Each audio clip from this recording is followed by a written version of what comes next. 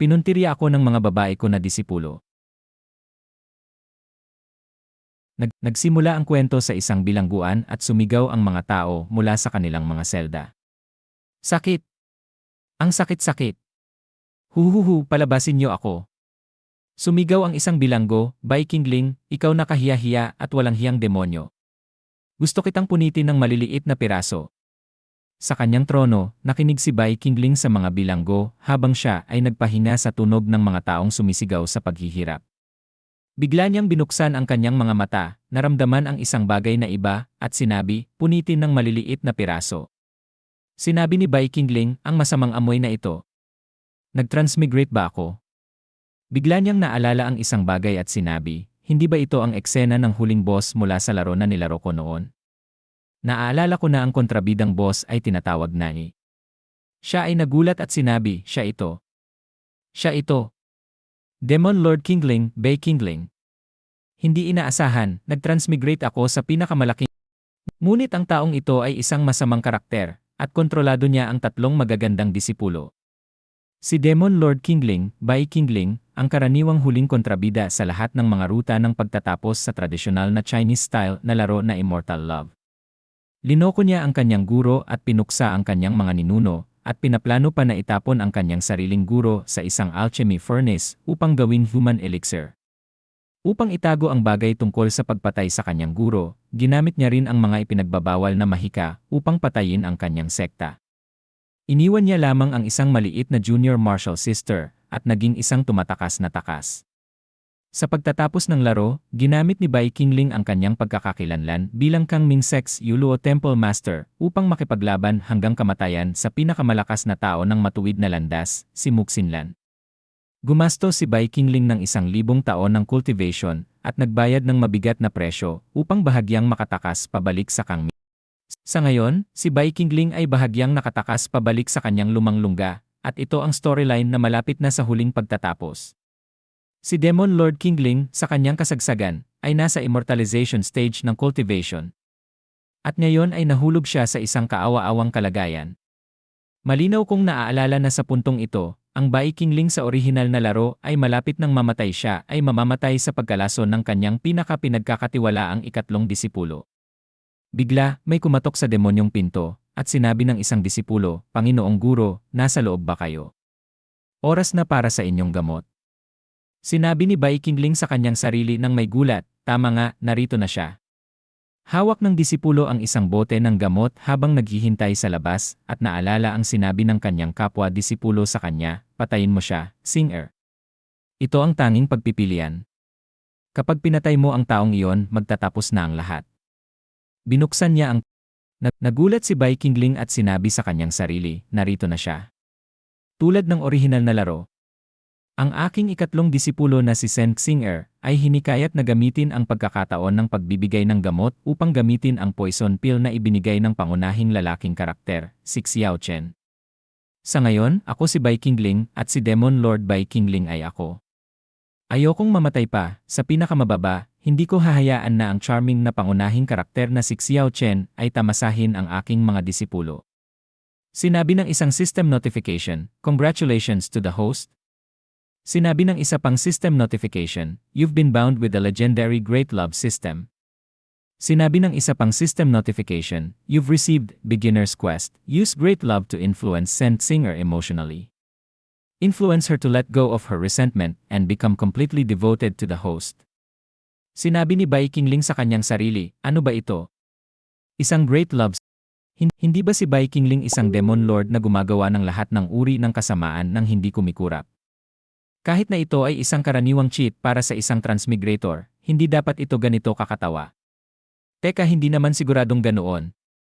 Sa orihinal na laro, ang pag-unlad ng goodwill mula kay Shen Xinger ay nagsimula lamang pagkatapos ng aking kamatayan. Sinabi ng isang system notification, ang ikatlong disipulo ni Bai Qingling na si Shen Xinger. Sinabi ni Bai Qingling sa kanyang sarili, ibig sabihin nito na kahit na ang kwento ay umabot na sa stage na ito, hindi pa rin niya kayang bitawan ako. Kung mahal ni Bai Qingling si Shen Xinger ay hindi mahalaga. Ang batang ito ang tanging punto ng breakthrough para sa akin. Bigla niyang ginamit ang lakas upang hilahin si Shen Xinger, at isang hanging ihip ang tumama sa kanya. Tiningnan niya si Bai Qingling sa layo. Sinabi ni Bai Qingling, hindi na kailangang maging sobrang maingat. Lumapit ka, Singer. Sinabi ni Sen Singer sa kanyang sarili nang hindi makapaniwala. Imagination ko ba ito? Ang lalaking laging nasa itaas ng lahat, ang kanyang boses ay mayroon palang isang bahagyang warmth. Bigla siyang lumuhod sa lupa, ibinaba ang kanyang ulo, at sinabi, bumabati ang disipulong ito sa martial master, hindi bumabati sa guro. Sinabi niya sa kanyang sarili, maging matapang, Singer. Walang dapat ikatakot. Ginamit ni Martial Brother Xiao Chen ang kanyang buhay upang garantiyahan na ang guro, hindi, ang vitality ni Bai Qingling ay lubhang nasugatan. Basta kainin niya ang Void Soul Eater Pill na ito, ang kanyang katawan ay mawawasak habang ang kanyang dao ay magkakalat at hindi siya magre-reincarnate. Guro, ang spiritual herb garden na pinanagutan ni Singer ay nag-produce ng isa pang batch ng 100-year-old spiritual herbs. Sa kasalukuyan, inihaharap ko sa guro ang 9 transformation magic pill na hiniling ninyo noon. Sinabi ni Bai Qingling, ganoon kabilis na handa. Sigurado ka bang maayos na na-refine ang pill? Sumagot si Sen Singer, hindi maglalakas loob si Singer na pabayaan ito. Si Singer at ang elder mula sa Blood Refining Hall ay nag-refine ng pill na ito araw at gabi sa loob ng 2 buwan. Ang kalidad ng pill na ito ay dapat na nasa 7th grade o mas mataas pa. Humihingi si Singer ng awa ng guro. Sinabi ni Bai Qingling, 7th grade. Bakit mayroong 9-colored glow malapit sa pasukan ng boat? Kailan kayo at ang Blood Refining Hall nakapag-refine ng 9th grade pill? Sinabi ni Sen Singer, ito ay ang epekto ng supplementary ingredients. Nagdagdag ako ng supplementary ingredients. Tiningnan siya ni Bai Qingling sa kanyang matatalas na kat-ayes at sinabi, sinadya ba o aksidente? Natakot at nagulat si Sen Singer. Ibinaba niya ang kanyang mukha at sinabi ng may kaba, huwag pong mag-alala, guro. Kahit na nagdagdag lamang ako ng supplementary ingredients, mayroon pa rin itong mga epekto ng orihinal na nint. Kung mayroong anumang pagkawala sa epekto, handang magdusa si Singer ng malubha. Tiningnan siya ni Bai Qingling at naisip sa kanyang sarili, ganoon kadesperado na kumbinsihin ako na kainin ito, ang aking mabuting disipulo ay talagang gustong mamatay agad ang kanyang guro. Ngunit, ang isang tao sa kanilang pinaka-anxious na estado ay kapag sila ay nasa kanilang pinakamahinang punto. Ang foreplay ay dapat na sapat para sa tinatawag na great love upang tumagos ng malalim sa kaluluwa. Binuksan ni Sen Singer ang bote at tiningnan ito ni Bai Qingling sa kanyang mga kamay. Tanong ni Sen Singer, guro, kakainin niyo ba ito agad? Bigla, isang flashback ng kanya na hawak ang mga kamay ni Bai Qingling at tinatawag siya, guro. Guro! Sinabi niya, kung hindi nasiyahan ng guro, bakit hindi ko ibalik ang pill sa furnace upang i-refine muli at Sinabi ni Bai Qingling, Singer, at hinawakan niya ang mukha ni Sen Singer, bakit mo ako kinamumuhian ng Lumapit siya sa kanya at tiningnan siya sa mata, at nagpatuloy na gusto mong patayin ang iyong guro ng ganoon kadesperado. Nagulat at nagsimulang pawisan si Sen Singer ng may kaba. Sinabi ni Bai Qingling, sumama ka sa akin. Sinabi ni Sen Singer, guro. Hindi ba kayo naniniwala kay Singer? Nagsimula siyang umiyak. Sinabi ni Bai Qingling, sumunod ka, wala nang tanong. Pinunasan ni Sen Singer ang kanyang mga luha at sinabi, opoy. Habang naglalakad sila pababa sa basement, naisip ni Bai Qingling sa kanyang sarili, tulad ng inaasahan, wala pa rin siyang lakas ng loob o conviction na labanan ako. Kaya maaari kong baligtarin ang mga bagay hanggat gagamitin ko ito sa aking advantage. Sa blood storage basement level, sinabi ni Sen Singer, guro, ano ang mga ito? Naisip ni Bai Qingling sa kanyang sarili, ito ang lugar kung saan kinain ni Bai Qingling ang poisonous elixir. Ito rin ang lugar kung saan ang orihinal na pangunahing karakter na si Xiao Chen ay gumawa ng kanyang huling. Ginawa ng laro na mukhang mas mapayapa, ngunit napakahirap pala makita ito ng personal. Ang mga ito ay lahat ng mga tao mula sa Cyclops clan na nakatira sa Great Shiwan Mountain sa Nanjiang. Noon ay nilinlang ako ng clan leader na si Tuoba Changyu. Tiniis ko ang napakahirap na torture na mas mabuti pang mamatay. Gusto ni Tuoba Changyu na kunin ang aking innate demonic powers. Salamat naman, na-activate ang aking demon blood sa huling minuto at nakatakas ako ng matagumpay. Matapos ang aking demonic art, ang unang ginawa ko ay bumalik sa Great Shiwan Mountain upang ibalik ang hospitality na ipinakita ng Cyclops clan. Naisip ni Sen Xinger sa kanyang sarili, guro siya, hindi lang ang guro ng guro ang gusto kumuha ng kanyang demonic power, kundi ang Cyclops clan ay nagplano rin laban sa kanya. Sinumang nakaranas ng ganitong uri ng treatment ay magiging walang awa at walang pakialam sa mundong ito, tama ba? Guro siya, hindi dapat siya tratuhin na. Ngunit sinabi na sa akin ng senior sister ang totoong mukha ng taong ito. Kung hindi ko siya papatayin sa pagkakataong ito, sino ang nakakaalam kung ilang buhay ang mapupuksa sa kanyang mga kamay? Tiningnan ni Bai Qingling si Sen Xinger at sinabi, ngunit hindi ang mga ito. Ang tunay na gusto kong ipakita sa iyo ay nasa loob. Binuksan niya ang mga pinto at pumasok sila. Sa loob may mga pearls na lumulutang. Tiningnan ni Sen Xinger ang mga ito ng mabuti at nagulat. Sinabi niya ang mga ito ay Shadow Demon Pearls. Naalala ni Sen Xinger ang sinabi ng kanyang kapwa-disipulo sa kanya, ang Shadow Demon Pearls ay maaaring mag-monitor ng bawat galaw ng isang tao at magbigay ng feedback ayon sa kagustuhan ng may-ari. Ang Shadow Demon Pearls sa iyong kwarto ay ginawa ng guro.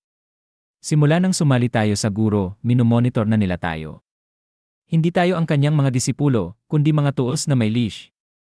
Mga bagay lamang na maaari niyang hawakan ayon sa kanyang Sinabi ni Sen Xinger sa kanyang sarili, sinabi sa akin ng second senior sister na magkunwaring hindi alam ang pag-iral ng mga pearls na yon, ngunit ngayon bakit niya ito ipinapakita sa akin ng kusa?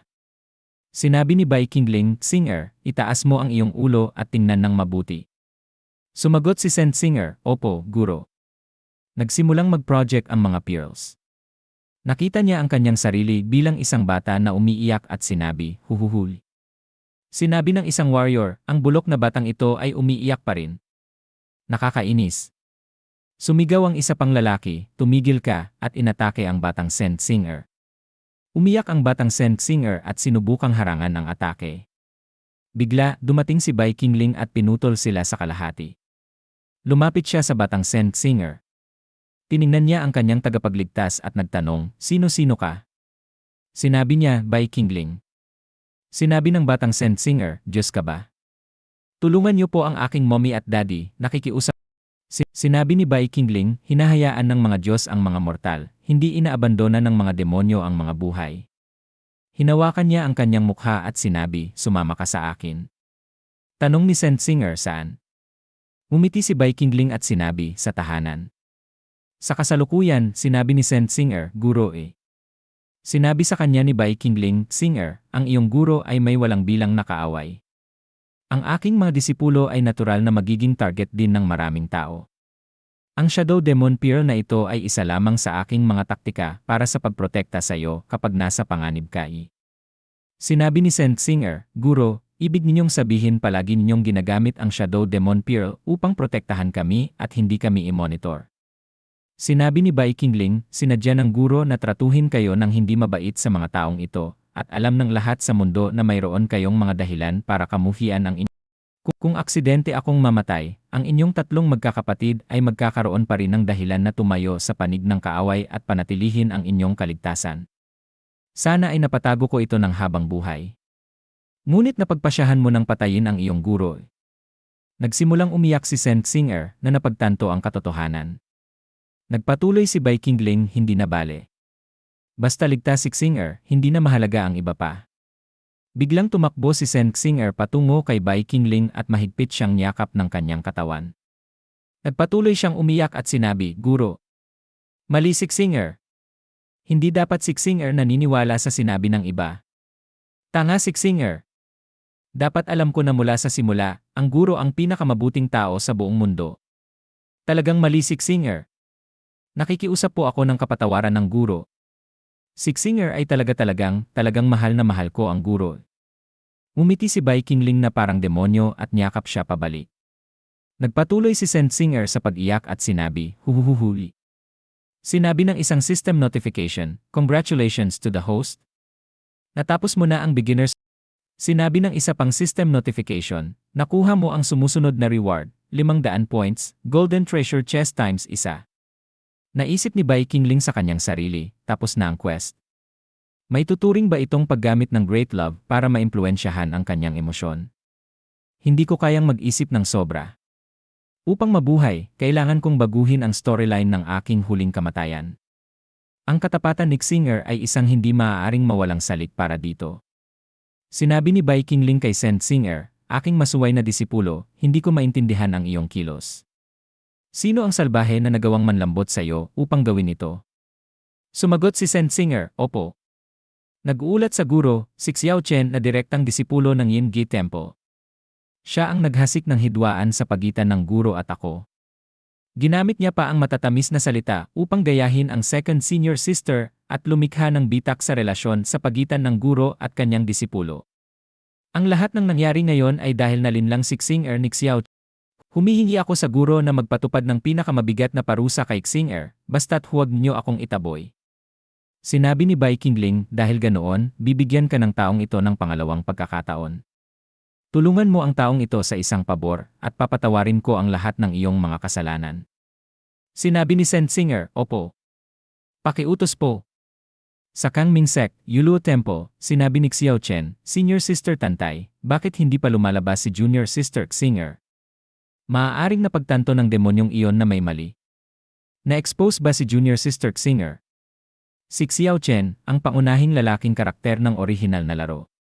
Sinabi ni Tantay Linging, ayon sa kasunduan namin ni Singer, magtatransmit siya ng salita sa akin sa lalong madaling panahon, maging tagumpay man o hindi. Dahil walang balita hanggang ngayon, nangangahulugan na ang plano ay patuloy na isinasagawa. Si Tantay Linging, ang ikalawang disipulo ni Bai Qing. Sumagot si Xiao Chen, hindi ito pwede, kailangan kong suriin ito ng personal. Walang puwang para sa pagkakamali. Biglang inilagay ni Tantay Linging ang kanyang espada sa liig ni Xiao Chen at sinabi, hinihikayat ko ang aking Panginoon na huwag magmadali. Nagpatuloy siya, ang labas ng blood storage ay puno ng nakakatakot na mga restriction, si Singer lamang ang pinapayagang pumasok. Kung gusto mong pilitin ang iyong daan papasok, hinahanap mo ang iyong sariling kamatayan. Sumagot si Xiao Chen, hindi na bale, maghintay tayo ng kaunting panahon. Bigla niyang napansin ang isang tao at sinabi, oh. Bumalik na si Junior Sister Singer. Junior Sister Singer. Napakabuti na walang nangyari sa iyo. Lubhang nag-alala ang iyong senior brother. Tahimik at malayo si Saint Singer at nalito si Xiao Chen. Tahimik na tiningnan ni Saint Singer si Xiao Chen. Sinabi ni Xiao Chen, Singer, ikaw, Li.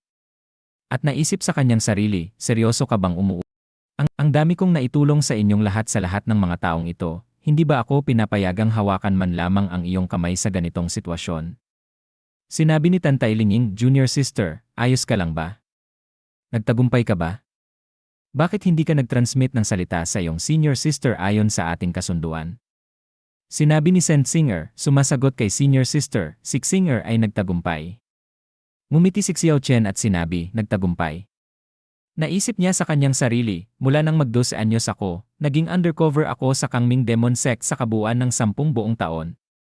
Ngayon na sa wakas ay natanggal ko ang higante ng demonic path na ang pangalan ay kilala sa buong kontinente. Tiyak na magiging tanyag ako sa gitna ng matuwid na landas sa hinaharap. Sinabi ni Saint Singer, ang demonyong iyon ay mayabang na naniniwala na kontrolado niya ako nang matagal na at kinain ang Void Soul Eat.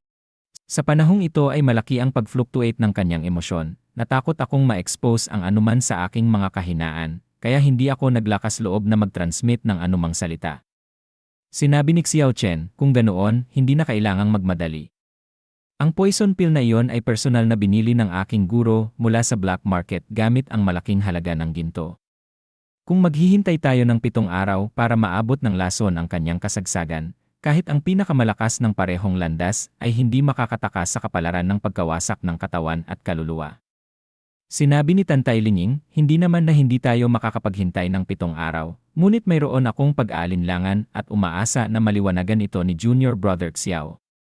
Bagamat ang demonyong iyon ay gumawa ng walang bilang na kasamaan, wala namang tila hidwaan sa iyo ni Junior Brother Xiao.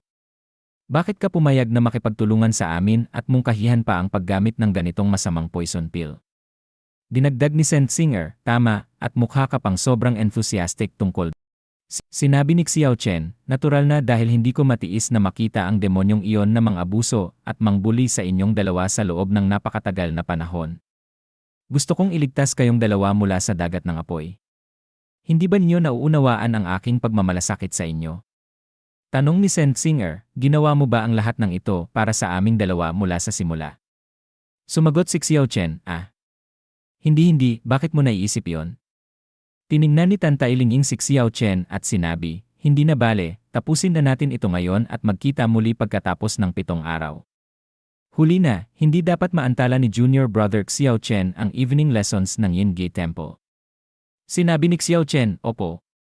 Senior Sister Tantay, Junior Sister Xinger, magkikita tayo sa mga darating na araw. Naisip niya sa kanyang sarili, bakit palaging napakababa ng loob ng mga babae? At lumakad palayo. Tanong ni Tantay Linging kay Sen Xinger, maging tapat sa iyong senior sister. Ikaw ba ay lubhang nalulungkot? Sinabi ni Sen Xinger, senior sister, na pag-isipan mo.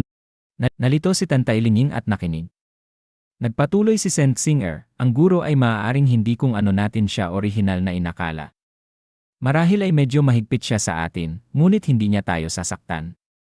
Sinabi ni Tantay Linging, ang ebidensyang dinala ni Xiao Chen, ay napatunayan na tiningnan lamang ni Bai Qingling kaming mga materyales para sa kanyang human puppets.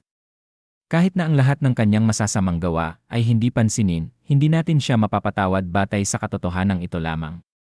Nagsimulang pawisan si Sen Xinger ng may kaba.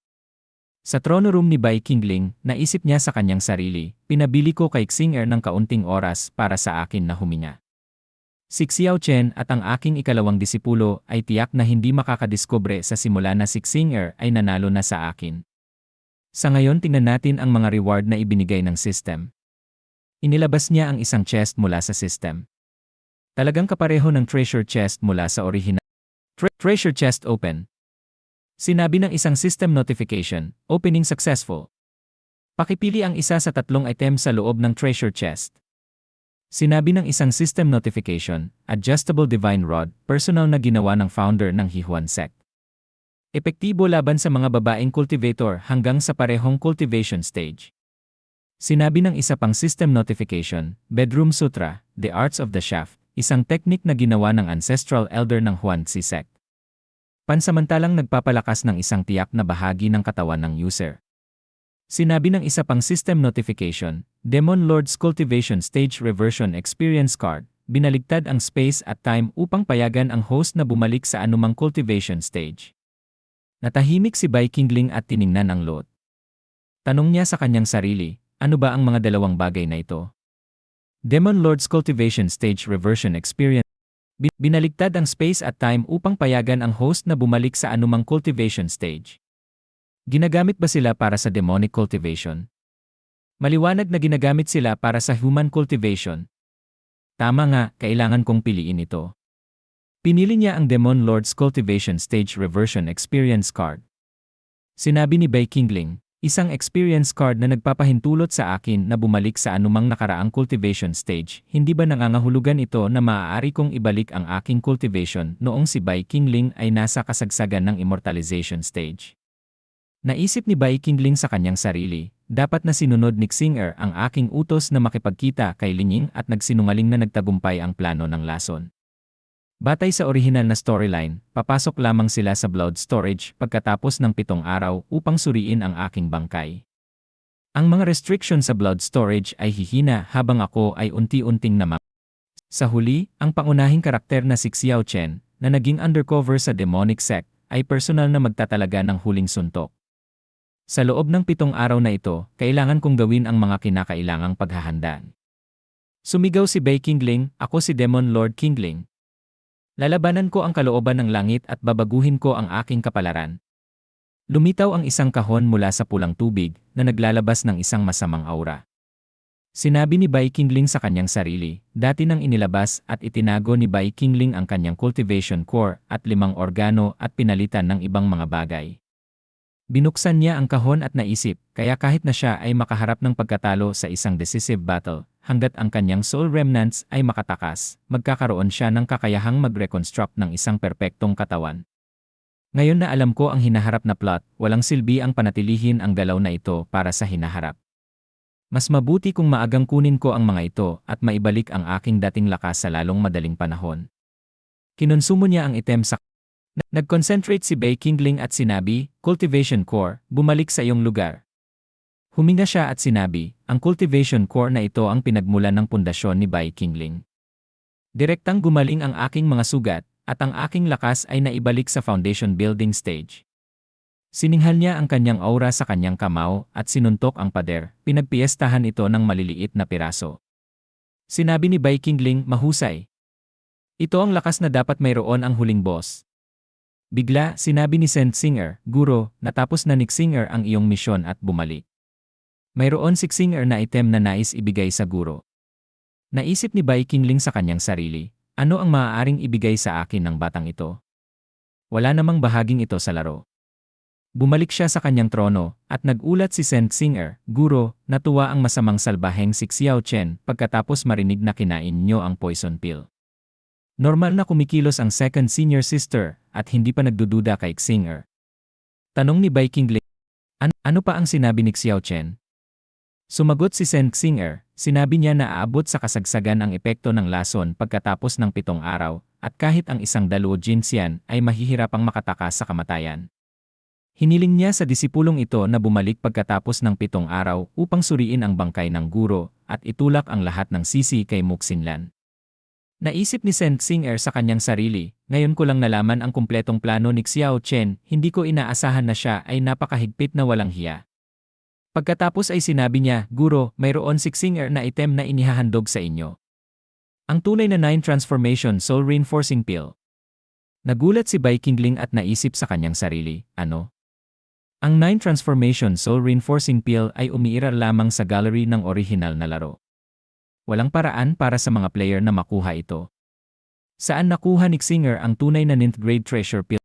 Sa tunay na produktong ito, tataas ng ilang beses ang aking kumpiyansa sa pagbabago ng pagtatapos.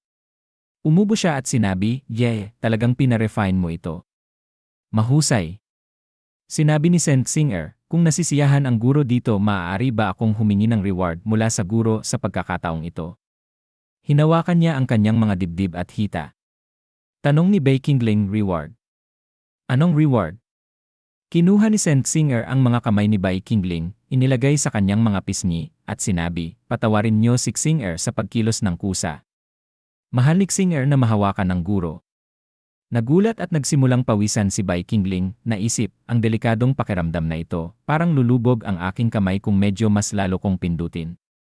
Mabilis niyang inalis ang kanyang mga kamay at sinabi, ikaw na masuway na disipulo, sino ang nagbigay sa iyo ng lakas ng loob na maging ganoon ka-forward sa iyo? Mukhang nalito si Saint Singer, ngunit hinawakan ni Bai Qingling ang kanyang ulo at sinabi, ang paghawak sa iyong ulo ay sapat ng reward sa paghahandog ng pill na ito. Ngumiti at tumawa si Saint Singer, sinabing napaka-arogante ni Singer. Kinuha niya ulit ang mga kamay ni Bai Qingling at sinabi, ngunit ang lugar kung saan nais ni Singer na mabigyan ng reward ay hindi lamang ang ulo. Nagpakita ng gulat ang mukha ni Bai Qingling. Bigla, sinabi ng isang system notification, congratulations to the host for successfully spreading great love. Points earned, 500 points. System shop has been unlocked. Sa ibang eksena, sa In-Gi Temple, sinabi ni Xiao Chen, bumabati ang disipulong Xiao Chen sa kanyang guro. Sinabi ni Hua Yuerong, ang guro ng Kangming Sect In-Gi Temple, Xiao Chen, narinig ko na hindi lang nawala ni Bai Qingling ang lahat ng kanyang magical powers, kundi nalason pa, at ang kanyang buhay ay nakasabit sa isang sinulid. Sumagot si Xiao Chen, opo. Mayroon akong mabuting relasyon sa ikatlong disipulo ni Bai Qingling na si Saint Singer, at siya mismo ang nagbigay alam sa Kung pupunta ang guro sa blood storage ngayon upang patayin si Bai Qingling, tiyak na sa inyo ang posisyon ng susunod na sect leader. Siya ay sinampal sa mukha.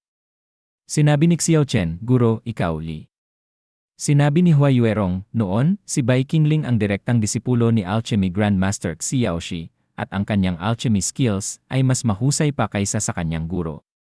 Anong uri ng poisonous pill ang makakapagpahirap sa kanya ng ganoon? Sinabi ni Xiao Chen, ngunit guro, ang pill na ito ay Tiningnan siya ni Hua Yuerong ng matalim. Naging kinakabahan at nagulat si Xiao Chen, pagkatapos ay sinabi, mali ang disipulong ito. Tila ang peking impormasyon tungkol sa pagkalason ni Bai Qingling ay paraan niya upang maakit ang mga tao. Aalis na ang disipulong ito. Natahimik si Hua Yuerong. Sinabi niya, senior brother pinalaya mo ang aking buhay noon. Naalala niya ang kanyang nakaraan. Ginawa mo ba ito upang ako ay magtanim ng sama ng loob at itulak akong maghiganti sa iyo? Nagawa mo ito. Ang iyong buhay ay malapit ng tapusin ng personal ni Hua Yuerong. At dito muna nagtatapos ang ating kwento sa araw na ito. Kung nagustuhan niyo ang kabanatang ito, suportahan ang channel sa pamamagitan ng pag-like, pag-comment at pag-subscribe. Malaking tulong ang inyong suporta upang makapaghatid pa tayo ng mas marami at mas magagandang kwento. Magkita-kita tayo sa susunod na kabanata. Maraming salamat sa panonood at magandang araw sa inyong lahat.